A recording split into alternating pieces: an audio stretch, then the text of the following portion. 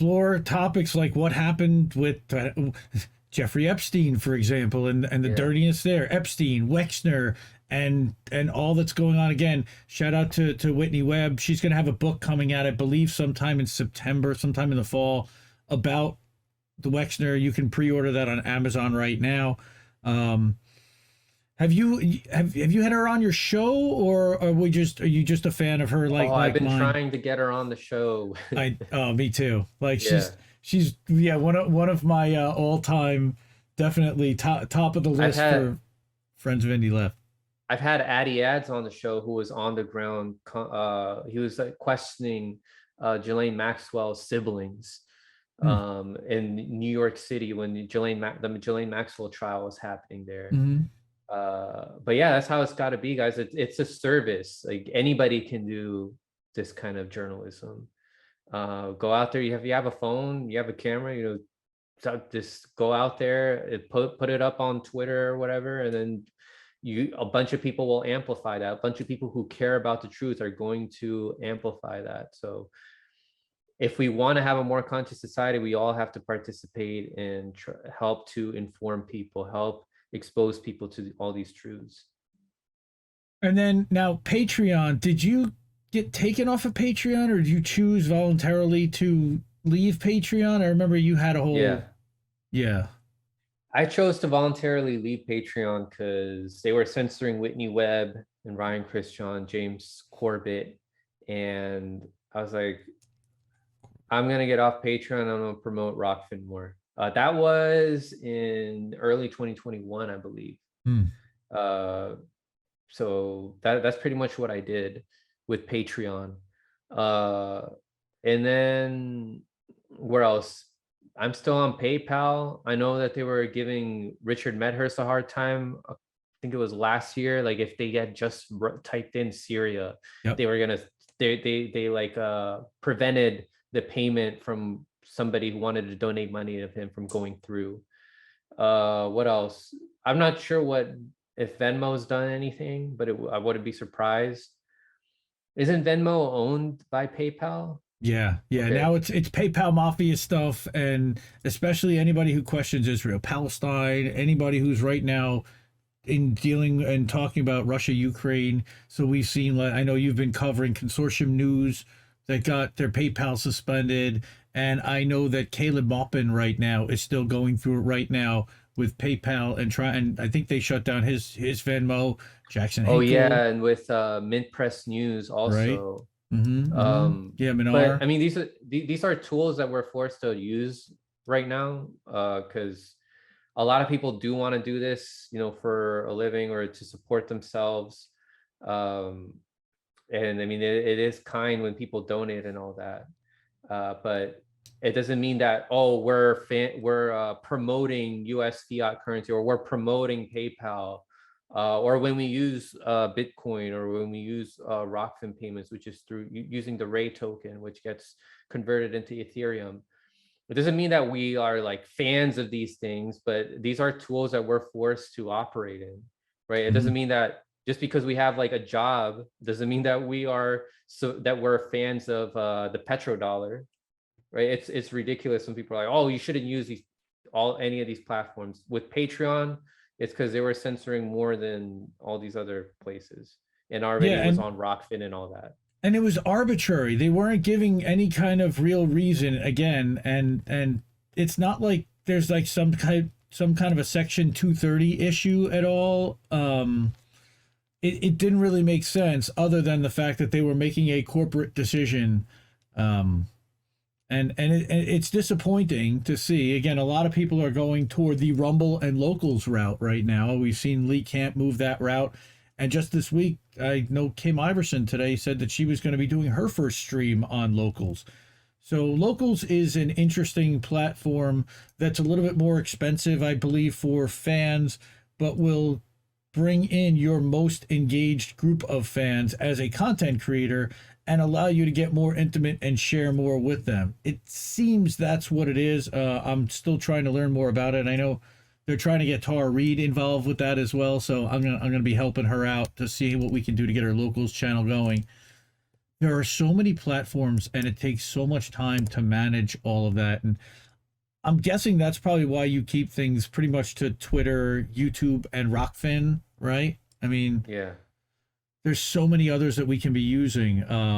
Like again, I leverage Substack, and I highly encourage every content creator to be leveraging Substack, even if you're just a video creator. Like Richard, and Richard also writes. He's a phenomenal writer. But one of the things that I saw Richard doing, RBN has been doing this as well, is you're building an email list.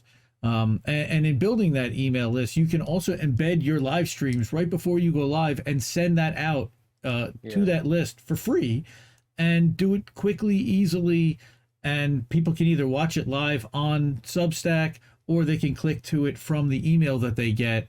And now there's even a Substack app. It pops up in there. That's just another way, again, trying to get around the traditional methods of relying on YouTube to amplify our content. Because, you talked about algorithmic suppression. One of the things I also want to focus on is the fact that corporate media has bought YouTube. And what they bought in YouTube is they bought the positioning on page one. They bought the placement. They bought the who's going to be recommended next. Because what they've done is they've rigged the algorithm by buying so many paid ads that it looks like these are the videos and the clips that are being viewed the most. But it's only because they're being shown to people the most, because it's mostly because of the autoplay. Honestly, I turn off autoplay on my YouTube. But think about the number of people that don't have it turned on. All right. They watch one news clip, and then what's the next thing that autoplays? It's CNN, it's MSNBC, it's Fox News. And it's really weird that it very often, as a lefty, I get Fox News playing on mine. But again, according to the statistics now, more Democrats are watching Fox News than MSNBC and CNN, which is absolutely amazing. I didn't know that, but that's hilarious. it just shows the uniparty. Yeah, Tucker Carlson has a bigger Democratic audience apparently than Rachel Maddow does now, or something like that. I don't know how that works. I'm not terribly surprised. Hate watching, since they're so it's gotta be tribal, right? It's gotta be. Yeah. That's another thing I gotta point out to people is ask yourself if you're being tribal, because a lot of people, they think they're above it. They think that, I'm not a hardcore Democrat, I'm not a hardcore Republican, but you still see a lot of tribalism within independent media. So ask yourself if you're actually being tribal, and if that's blinding you from seeing certain truths. Again, what should be primary is looking at what has the most evidence, which you're not going to get on mainstream news.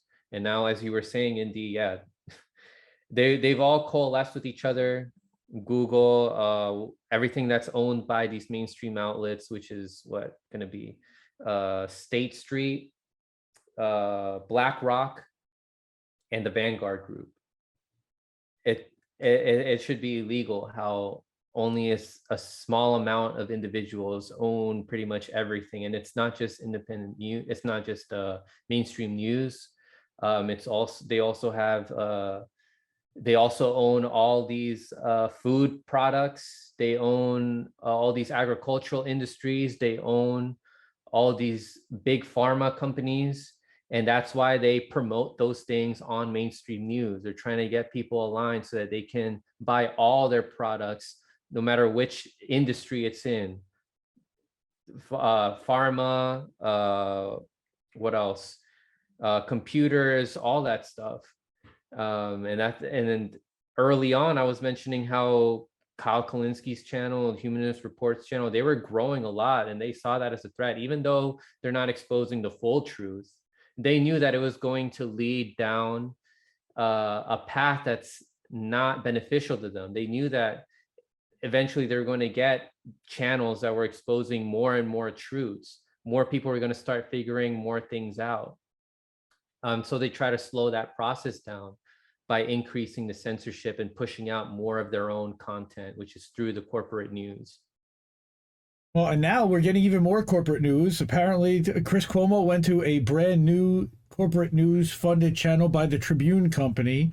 That's a little scary. I think it's called like News Now. It's some kind of generic thing. Right now, they only have 50,000 viewers or 50,000 watchers. But watch how quickly that thing gets raised and uplifted because it gets put on a corporate algorithm and they put big dollars behind it to promote it. Yeah. Now they're trying to go get big names, and this thing's going to get put on the map, and now you're just going to have just what we needed, another corporate mouthpiece that's going to be censoring and narrative managing on behalf of the establishment. Because I think what they realize is the traditional names that are going on in media are exposed.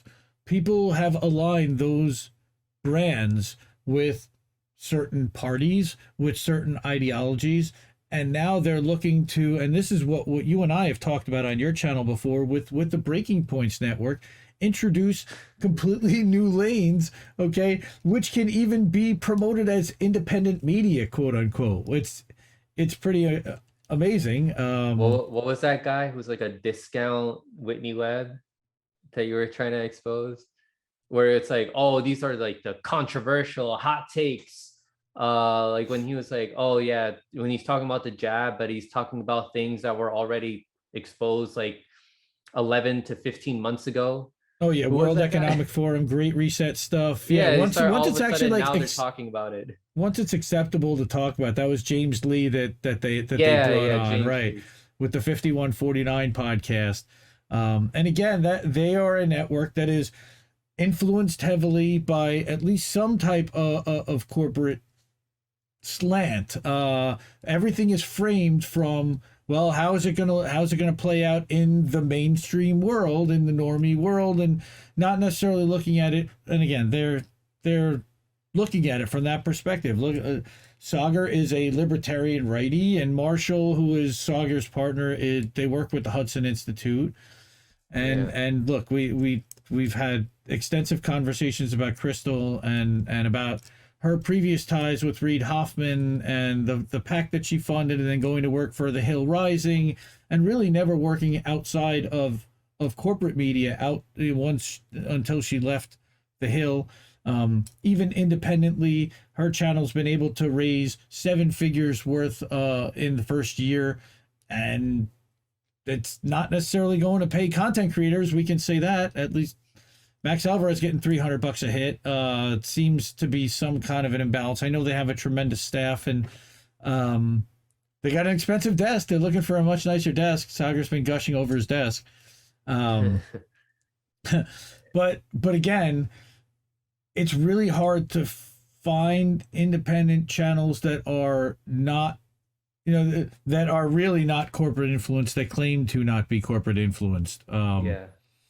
And that's again what we seek out. And we're again, you talk about bubbles and being careful not to be in a bubble. And again, this is why I think it's important to pay attention to people from different ideologies, to Reason Magazine, to read what's going on, what the Washington Post and New York Times, though we can't stand them, we have to know what they're putting out, because we have to be able to counter that narrative.